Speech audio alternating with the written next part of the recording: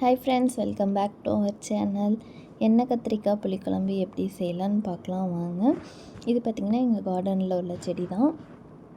ஒரே செடி தான் இருக்குது, ஆனால் காய் பார்த்திங்கன்னா ஃபுல்லாக வருது. காய் பார்க்கறதுக்கே அவ்வளோ ஃப்ரெஷ்ஷாக ஆசையாக இருந்துச்சா, காயை பார்த்தோன்னே சரி எண்ணெய் கத்திரிக்காய் புளிக்குழம்பு செஞ்சால் நல்லா பிஞ்சு கத்திரிக்காய்க்கும் சூப்பராக இருக்கும்னு சொல்லி அதை தான் ரெடி பண்ண போகிறோம். வாங்க எப்படி செய்யலான்னு பார்க்கலாம்.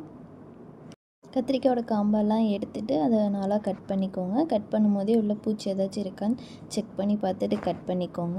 இப்போ ஒரு கடாய் வச்சு அதில் எண்ணெய் ஊற்றி நம்ம நாளாக கட் பண்ணியிருக்கோம் பார்த்திங்களா, அந்த கத்திரிக்காய் போட்டு நல்லா வதக்கி விட்டுருங்க. ஒரு 2-3 நிமிஷம் வதக்கி விட்டு மூடி போட்டு ஒரு 5 நிமிஷம் வதக்கி விட்டுட்டிங்கன்னா நல்லா கலர் மாதிரி நல்லா வதங்கி வந்துடும். இந்த அளவுக்கு வந்ததுக்கப்புறமா அதை வேறு ஒரு பிளேட்டில் மாற்றி வச்சுருங்க.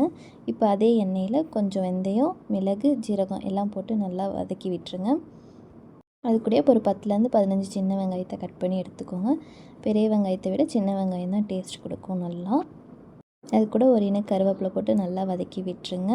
மீடியம் சைஸ் தக்காளி இருந்தால் ஒரு 2 எடுத்துக்கோங்க. தக்காளியும் நல்லா ஃபைனாக சாப் பண்ணி உள்ளே ஆட் பண்ணிக்கோங்க. வெங்காயம் தக்காளி எந்த அளவுக்கு நம்ம வதக்குறோமோ அந்தளவுக்கு குழம்பு டேஸ்ட்டாக இருக்கும். இப்போ வெங்காயம் தக்காளி நல்லா வதங்கிறதுக்கு கொஞ்சம் உப்பு, மஞ்சத்தூள்லாம் ஆட் பண்ணி நல்லா வதக்கி விட்டுருங்க.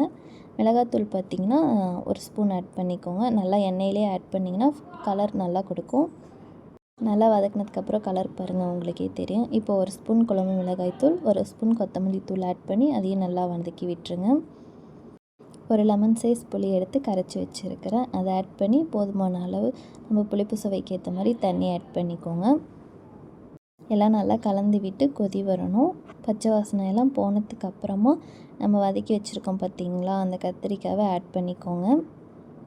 நம்ம கத்திரிக்காய் சேர்க்கும் போதே உப்பு காரம்லாம் செக் பண்ணிக்கோங்க. சப்போஸ் பத்தலைன்னா இந்த ஸ்டேஜ்லேயே நம்ம ஆட் பண்ணிக்கலாம். கத்திரிக்காய் சேர்த்ததுக்கப்புறம் ஒரு 10-15 நிமிஷம் கொதிச்சிச்சின்னா போதும், குழம்பு ரெடி ஆயிரும். பாருங்கள் குழம்பு எவ்வளோ கலர்ஃபுல்லாக இருக்குது. நம்ம எண்ணெயிலே மிளகாத்தூள் வதக்கி விட்டோம்னா குழம்பு நல்லா கலர்ஃபுல்லாக இருக்கும். செஞ்சு பார்த்துட்டு எப்படி இருந்துச்சுன்னு மறக்காமல் கமெண்ட் பண்ணுங்கள். தேங்க்யூ.